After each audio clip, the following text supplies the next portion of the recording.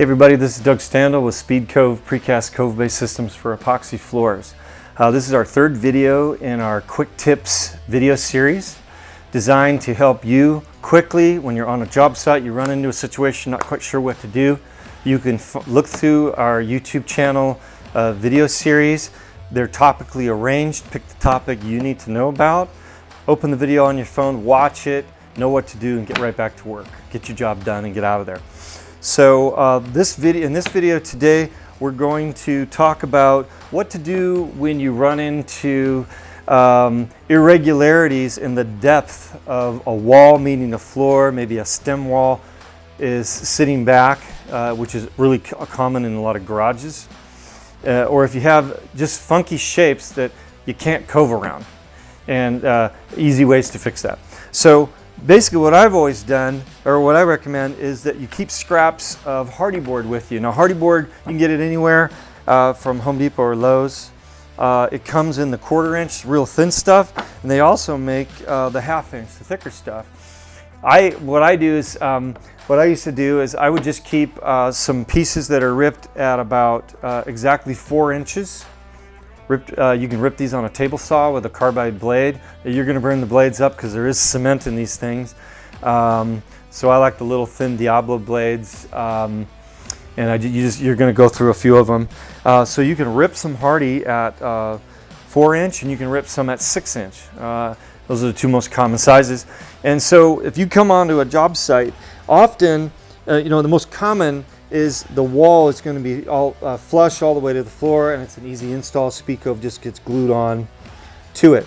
But sometimes, a lot of times we'll go to like residential garages, or even shops, business shops, fire station garages, and there will often be a stem wall, and those stem walls, they don't bring the drywall all the way down, and so you'll come to the job site and the drywall will be sitting like this, and it'll be sitting out. Sometimes it can even be 3/4 of an inch to an inch thick. There can be an offset according just to how the framing and the drywall hung over the original foundation wall. So the easiest way to take care of that is to take your strips of hardy and go ahead and add them to the wall so that you are flush with the drywall above you. That's usually what it is, drywall. And then your Speed Cove will go right over the hardy backer and up onto the drywall above it, like that. And you'll have a flush situation here. If you're using 1/2 inch hardy backer, 1/2 inch drywall, you just fur out with the hardy backer, and then you have a nice flat surface to put your Speed Cove on, a nice solid installation. And you can just glue on the hardy backer, with the same adhesives you're gluing your Speed Cove on with. Your polyurethanes or urethanes is what we recommend. We do not recommend using water-based latex adhesives, gluing the Speed Cove to anything, because those types of adhesives do not bond well to very tight porous or non-porous materials like Speed Cove, glass, stainless steel, metal, plastics, and things that have no pores to bond to. Now, if you're going to bond your hardy backer to your wall, your latex, your water-based glues might just work fine, like the heavy-duty liquid nails or something like that, or the Proline, to bond the hardy backer to, because they're all porous surfaces. And so that's one way to fur out any low spots so that you have a flush surface to bond the Speed Cove to.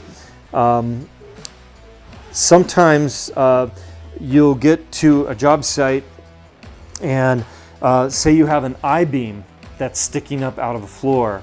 We ran into a couple of these in the airports, the food courts, where all the restaurants are, and some of them have these I-beams sticking out of the floor. Well, an I-beam is in the shape of an H, and you can't cove around a 1/2-inch piece of metal and follow an H pattern. It's just not practical. So another reason we would use scrap, we would recommend you use scraps of HardieBacker. Just keep some sheets with you, and you can rip them or cut them with your saw, or rip them on a table saw down, and you just want to rip pieces that are wide enough and deep enough to fill in the areas that you cannot cove around.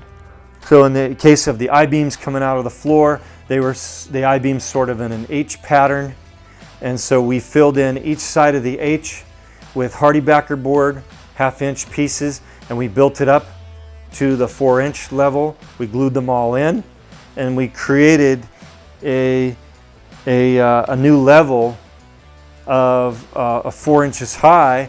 So now the H-shaped I-beam now was just a square or a rectangle, and we can easily just cove around it with the preformed speed cove corners, and then seal everything off at the top, a coat over the top of the HardieBacker with your epoxy, and it was a real clean install and a great solution. So again, those are just some ideas, some recommendations of what to do when you need to fur out different spots so that you have a nice, clean, solid speed cove installation that looks good when you're done. So hopefully that's helpful. If you like this video, make sure you hit the like button. Don't forget to subscribe to our YouTube channel, Speed Cove YouTube channel, as we are going to be putting more of these short, quick tip installation videos out there for you that are convenient. You can be on a job site, go to the channel, get the information you need, get back to work, get your job done, get out of there. So that's all for now, and we'll see you on the next one.